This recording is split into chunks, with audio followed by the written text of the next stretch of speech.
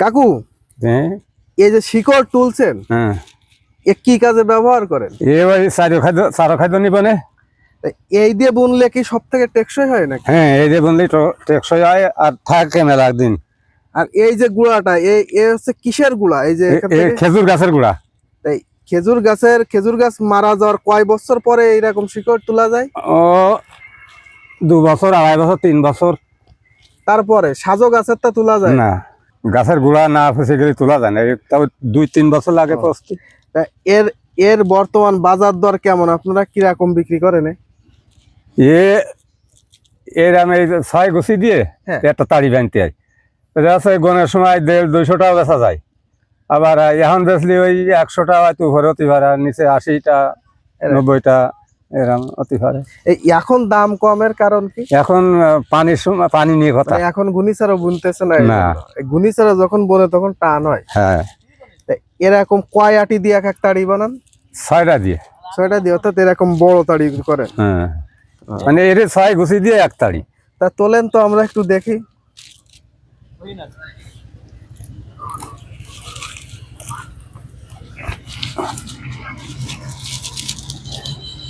যদি পচে হ্যাঁ, সুন্দর ওঠে, আর না পচেতে ওঠে না, উঠতে চায় না। না।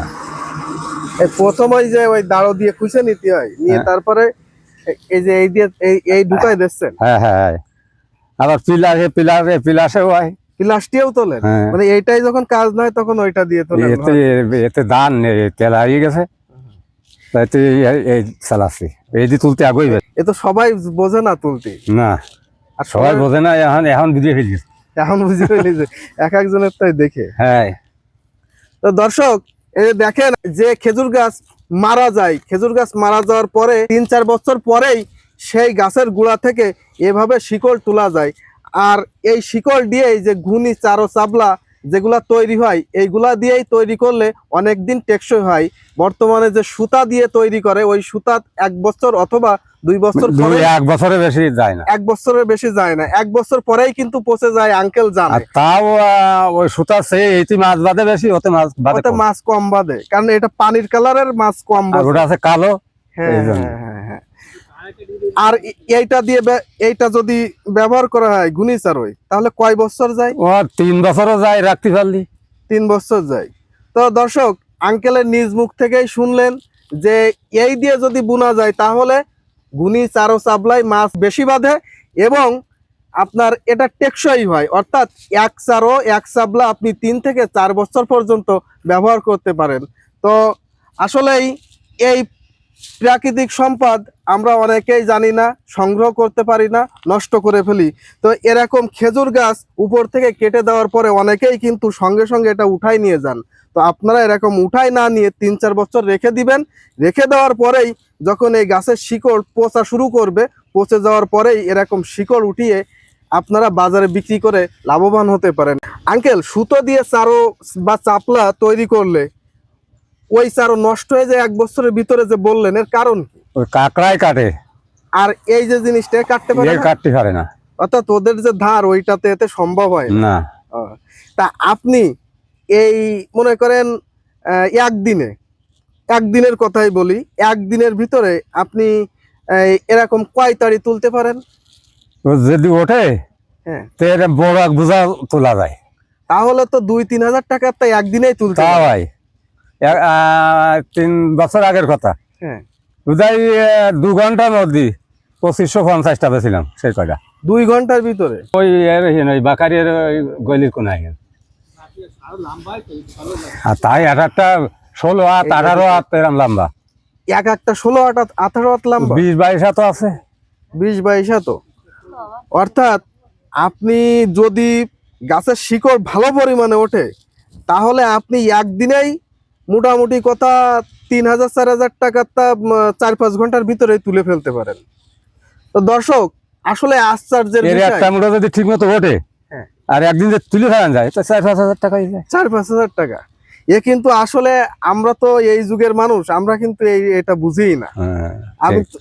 হ্যাঁ, কিন্তু আপনার মাধ্যমে আমরা জানতে পারলাম, বা আমার দর্শকরাও বুঝতে পারলো যে এইটা কত বড় প্রাকৃতিক সম্পদ। এবং অনেকেই যারা জানে না, তারা তো এই যে গাছের গুঁড়া আপনার গাছ মেরে ফেলে, পরবর্তীতে দেখা যাচ্ছে এই যে উঁচু থাকে, তো উঁচু থাকার কারণে ওই সঙ্গে সঙ্গে আবার মাটি খুঁচে উপড়াই ফেলে।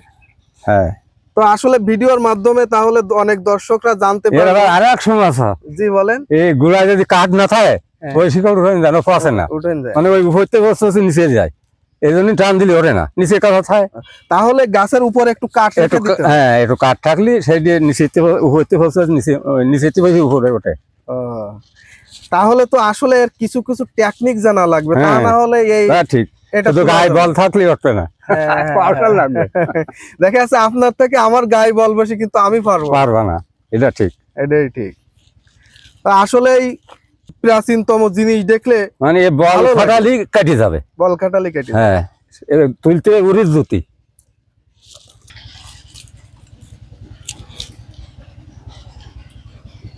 এটা আবার বেছে ফেলে দিতে হয় ওখান থেকে। হ্যাঁ, না বেসলে হয় না, তবে যেটা কোনো কামে লাগবে না। তো দর্শক দেখেন কি সুন্দর করে আঙ্কেল এখান থেকে খেজুরের শিকল তুলছে।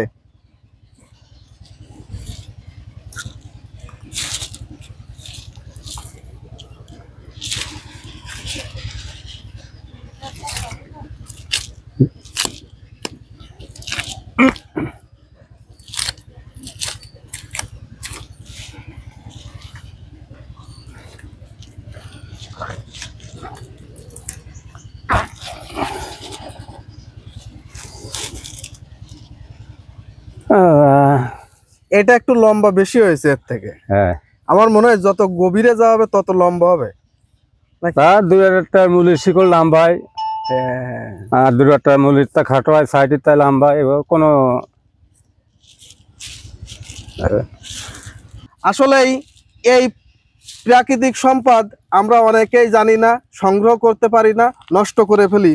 তো এরকম খেজুর গাছ উপর থেকে কেটে দেওয়ার পরে অনেকেই কিন্তু সঙ্গে সঙ্গে এটা উঠাই নিয়ে যান। তো আপনারা এরকম উঠাই না নিয়ে 3-4 বছর রেখে দিবেন। রেখে দেওয়ার পরেই যখন এই গাছের শিকড় পচা শুরু করবে, পচে যাওয়ার পরেই এরকম শিকড় উঠিয়ে আপনারা বাজারে বিক্রি করে লাভবান হতে পারেন। এবং যদি ভালো পরিমাণে শিকড় হয় তাহলে 4 থেকে 5 হাজার টাকার শিকড় একটি গাছের গোড়া থেকেই পাওয়া সম্ভব।